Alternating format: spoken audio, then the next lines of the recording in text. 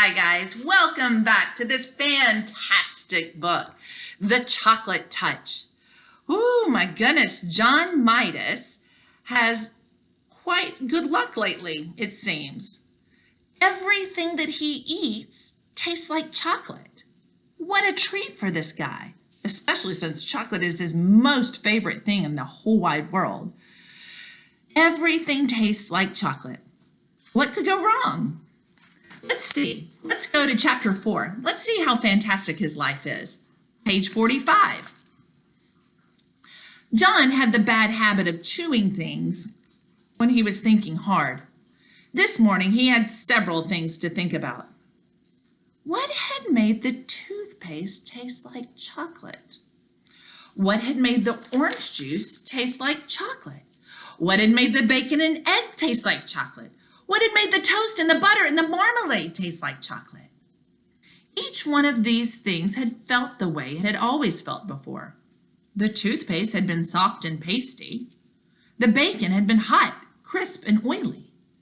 The toast had been crunchy and the marmalade sticky and lumpy. But everything had tasted like the chocolate he had eaten in bed last night. Why do you believe that everything tastes like chocolate now? Do you have any guesses? John put a gloved thumb in his mouth and thoughtfully chewed. His mother had frequently pointed out to him that chewing his gloves made little holes that let in the cold air. But he chewed them just the same when he was thinking hard. This time he noticed something very queer and unusual about the thumb of his glove. Instead of tasting leathery, it tasted like chocolate. John pulled his thumb out of his mouth. The part of the glove that had been in his mouth was now brown instead of black like the rest. He bit the end of the leather thumb again, and it came right off in his mouth, leaving his own thumb bare. John chewed, and it was like chewing leather, but made out of chocolate. Leather that melted like chocolate. In a second or two, he swallowed it. The gloves were not new. John had had them quite a while. He couldn't understand why he had never thought of eating them before. He tried to tear off one of the fingers, but the leather was too strong for him. He put it into his mouth, and it immediately turned into chocolate. Then he was able to break it off easily. He popped it into his mouth and chewed it up and swallowed it. It was delicious. Walking along devouring, that means eating his glove, John did not notice that one of his schoolfellows, Spider Wilson, until he heard his voice. "Ooh, Don's gone crazy! John's gone crazy!" Spider yelled. Then he turned on John.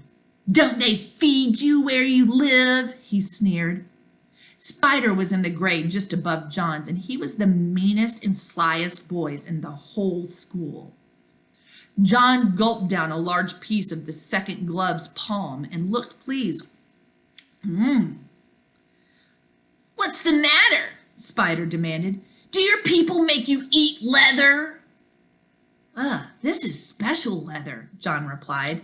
He licked his lips and sighed contentedly. It turns into chocolate as soon as you put it into your mouth. Look!" And John bit off the glove's little finger and took it out of his mouth. Now it's chocolate." He put it back into his mouth and gulped it down. "Give me a piece."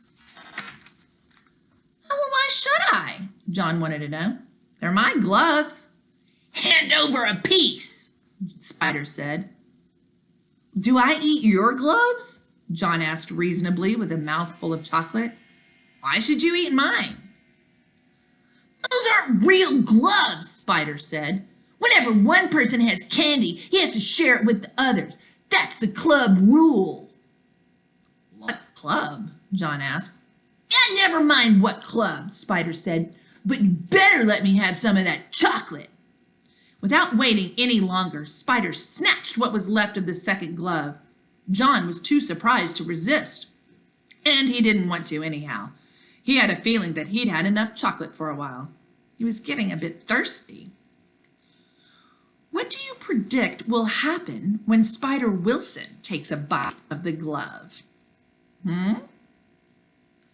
Spider ran only a little way ahead. When he saw that John wasn't going to fight to get the glove back, he started to eat his prize. He stuffed the leather into his mouth and took a big bite. Spider stopped short in his tracks. He frowned and bit deeper into the leather again. Ugh! Disgusting! It tasted worse than just leather. It tasted like leather with which a boy had made mud pies and snowballs and patted old dogs. Ugh. John thought perhaps he might be getting late for school, so he started running. He left Spider Wilson spitting the soggy remains of the glove into the gutter. Still giggling to himself about the defeat of the enemy, John walked between the great stone pillars of the entrance to the school grounds. He had gone no more than halfway to the main building when he heard Susan Buttercup calling him. She was standing near the jungle gym with some of her friends. "Hey, I got something to show you, John," she shouted. As she came running to meet him, he could see that she was waving something in her hand that flashed as it caught the rays of the sun. It was a silver dollar. "It's a birthday present," she explained, showing him the dollar. "Isn't it beautiful?" The sight of such wealth made John forget the triumphs of his own day. "Ooh, it's a good present," he said. "Are you sure it's made of silver, though? I once got a whole bag of gold coins in a Christmas stocking, only they were chocolate coins covered with gold paper." "Of course it's real, silly," Susan said. "My daddy said so. You can feel it if you don't believe it." And she handed him the coin. John looked at the coin suspiciously. "All right," Susan said.